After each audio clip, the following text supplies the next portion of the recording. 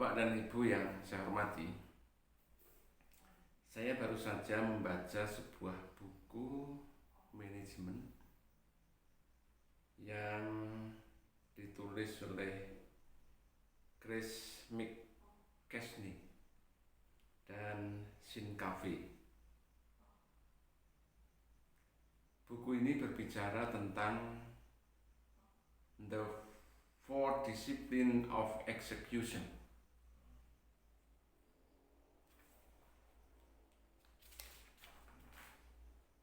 Ketika saya cermati buku ini, memberikan wawasan yang bagus untuk saya dan ternyata menjawab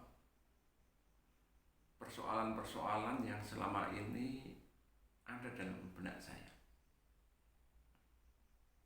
Kita tahu di sekolah kita misalnya sejak tahun awal 2000-an itu sudah menerapkan yang namanya manajemen berbasis sekolah. Di pemerintahan kita awal tahun 2001 itu sudah menerapkan yang namanya otonomi daerah. Idealnya ketika konsep-konsep manajemen yang dibawa dari pengalaman-pengalaman negara lain yang sukses melaksanakan manajemen itu, kalau kita bisa adopsi, disesuaikan dengan kondisi kita, maka hasil di tempat kita itu juga akan bagus. Tetapi kenyataannya, setelah sekian tahun diterapkan manajemen berbasis sekolah, otonomi daerah, hasilnya belum maksimal. Tentu ada yang salah. Apa konsepnya yang salah? Atau pada penerapannya yang salah? Ketika saya baca buku ini, saya menjadi sadar bahwa ternyata konsep yang baik saja tidaklah cukup. Konsep yang baik perlu dibarengi dengan eksekusi penerapan yang baik pula. Sehingga konsep tidak hanya ada dalam tataran konsep, tetapi konsep itu diimplementasikan. Nah, kita butuh disiplin untuk melakukan eksekusi-eksekusi itu. Barangkali ini yang nanti perlu kita perbaiki. Apakah itu kurikulumnya, apakah itu manajemennya. Ya,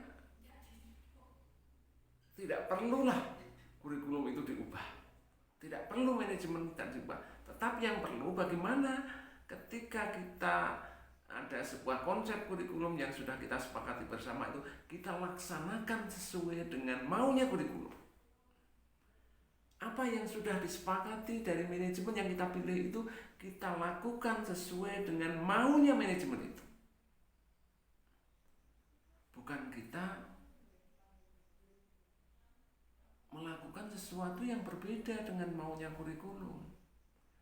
Bukan kita melakukan sesuatu yang berbeda dengan maunya manajemen berbasis sekolah. Seperti halnya kita setengah hati melakukan konsep-konsep manajemen yang sengaja kita adopsi itu. Konsep-konsep kurikulum yang kita rancang itu yang didasarkan pada berbagai riset, berbagai pertimbangan. Sehingga konsep yang baik pun tidak akan bisa menghasilkan apapun ketika eksekusinya tidak maksimal.